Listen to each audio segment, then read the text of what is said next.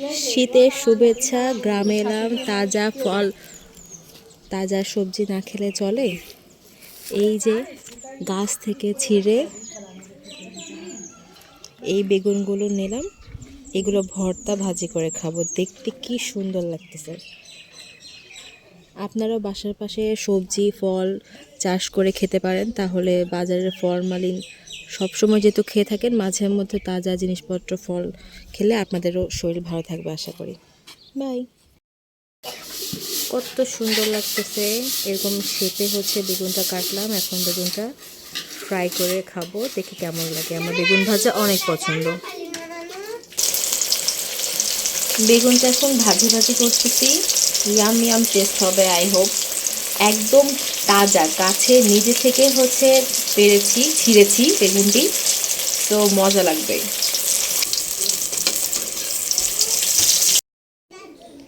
Wow, looking so good.